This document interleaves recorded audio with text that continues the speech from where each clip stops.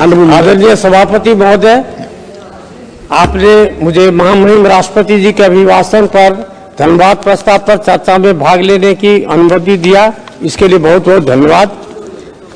महोदय, माननीय प्रधानमंत्री जी का यह तीसरा कार्यकाल चल रहा है। देश आर्थिक प्रगति के पथ पर आगे बढ़ रहा है। जल्द ही भारत विश्व की तीसरी अर्थव्यवस्था बनने वाला है। यह माननीय प्रधानमंत्री जी का संकल्प है। इसी संकल्प को पूरा करने के लक्ष्य के प्रारूप को महामहिम राष्ट्रपति महोदया अपने अभिभाषण में देश के सामने रखी है। देश में आर्थिक काल चल रहा है।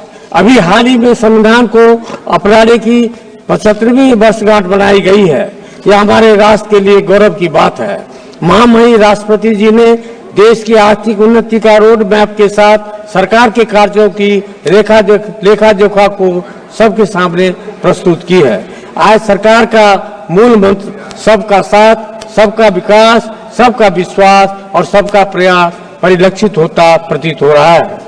आदरणीय सभापति महोदय, नीति आयोग की रिपोर्ट और सरकार के प्रयास के कारण ही वर्ष 2024 तक देश में करीब 25 करोड़ लोग गरीबी रेखा से ऊपर उठ चुके हैं और अपने जीवन में आगे बढ़ रहे हैं। यह उल्लेखनीय प्रगति है। आयुष्मान योजना के तहत 5 करोड़ परिवारों को मेडिकल सुविधाएं और 70 वर्ष से अधिक के नागरिकों को आयुष्मान योजना के तहत मेडिकल सुविधा काफी सराहनीय कार्य रहा है। सभापति महोदय, हमारे देश के प्रधानमंत्री ग्राम सड़क योजना का चौथा चरण प्रारंभ हो चुका है। इसके तहत देश के कोने कोने से सुदूर ग्रामीण इलाकों को सड़कों के द्वारा जोड़ने का काम लगभग पूरा होता जा रहा है। यह देश के विकास में अहम योगदान देने का काम किया है। विश्व स्तर पर भारत का साख बढ़ता जा रहा है। माननीय प्रधानमंत्री जी विश्व के अति लोकप्रिय नेता की सूची में अग्रणी पंक्ति में आ गए हैं। यह हमारे लिए और हमारे देश की जनता के लिए अति उत्साहित करने वाला क्षण है। सभापति महोदय, सरकार की एक महत्वपूर्ण योजना का मैं जिक्र करना चाहता हूं। सरकार देश के अत्यंत पिछड़े इलाकों में आकांक्षी जिला योजना कार्यक्रम चला रही है। इससे देश में 112 जिलों को लिया गया है और मेरे राज्य बिहार में 13 जिलों को शामिल किया गया है। इसे बढ़ाकर बिहार के सभी 38 जिलों को शामिल करने की आवश्यकता है।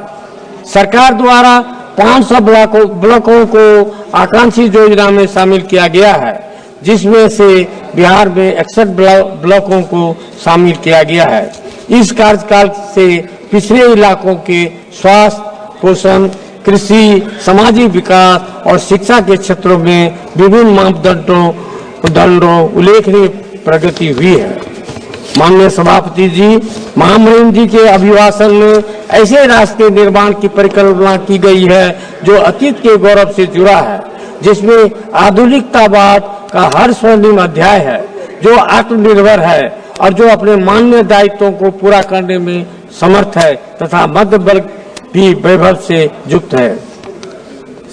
माननीय सभापति जी, भारत के यशस्वी प्रधानमंत्री आदरणीय श्री नरेंद्र मोदी जी के दूरदर्शी एवं प्रगतिशील आर्थिक नीतियां एवं योजनाओं जो समाज के अंतिम व्यक्ति के साथ सभी वर्गों को समानांतर एवं सार्थक लाभान्वित करती है, इसके लिए मैं आदरणीय प्रधानमंत्री जी का हृदय से हार्दिक अभिनंदन और आभार व्यक्त करता हूं। सभापति महोदय, मैं अपनी बातों को समाप्त करते हुए सरकार द्वारा 25 करोड़ गरीब लोगों को गरीबी रेखा से बाहर निकालने में सफलता हासिल किया है, उसके लिए बधाई देता हूं और विकसित भारत के निर्माण के लिए देश के गरीब, युवा, नारी शक्ति और किसान कैसे सशक्त होंगे, इसका सरकार इसके लिए प्रतिबद्ध है।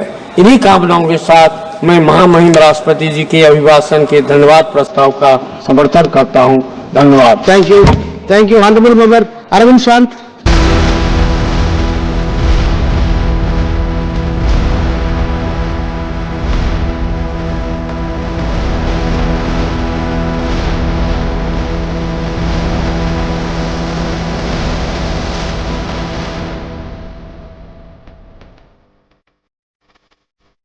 भारतीय जनता पार्टी का सदस्य बनने के लिए 8800002024 पर मिस्ड कॉल करें। निवेदक Bharatiya Janata party Bihar. Panorama group, जो सोचता है वो करता है।